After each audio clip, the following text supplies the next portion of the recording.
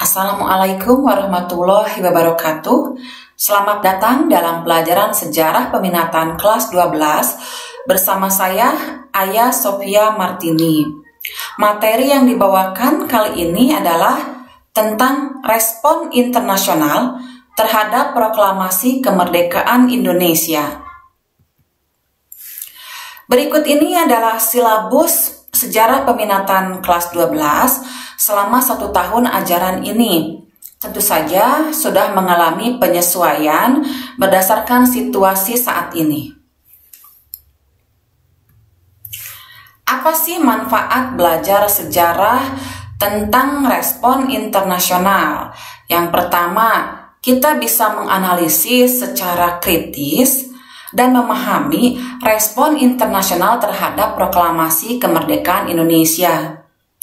Kita juga bisa mengetahui pengakuan kemerdekaan Republik Indonesia dari negara Mesir, India, dan Australia. Kita juga bisa mengetahui pengakuan dari Persatuan Bangsa-Bangsa atau PBB.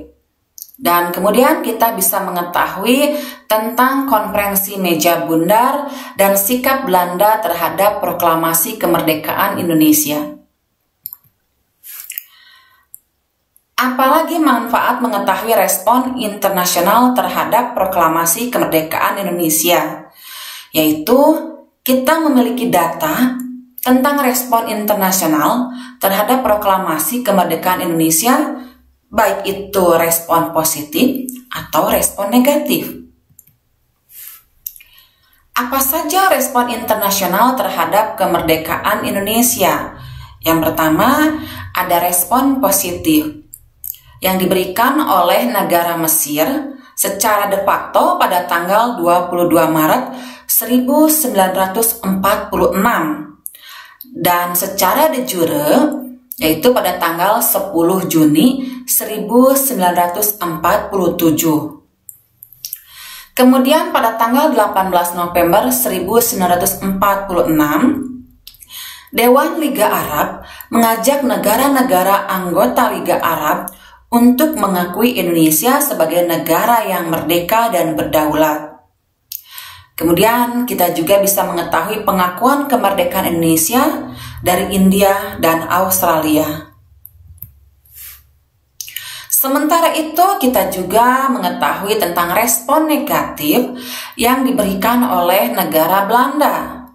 Sehingga ini akan memicu adanya agresi militer pertama di tahun 1947 yang kemudian dilanjutkan dengan agresi militer kedua di tahun 1948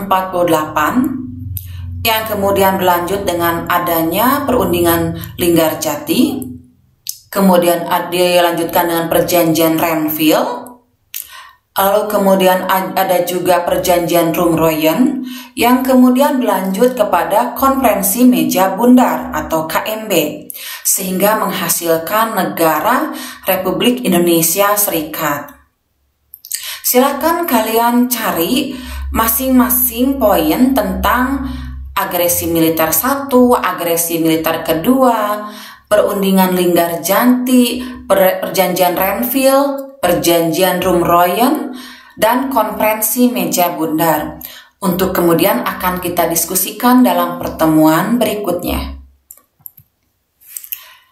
Simpulan, Indonesia mengakui bahwa kemerdekaan adalah hak semua bangsa.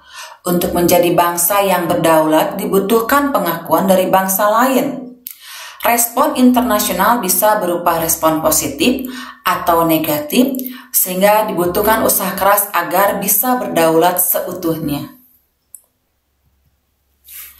Ingat, jadilah pelaku dan pembuat sejarah di dunia. Sampai jumpa lagi. Assalamualaikum warahmatullahi wabarakatuh.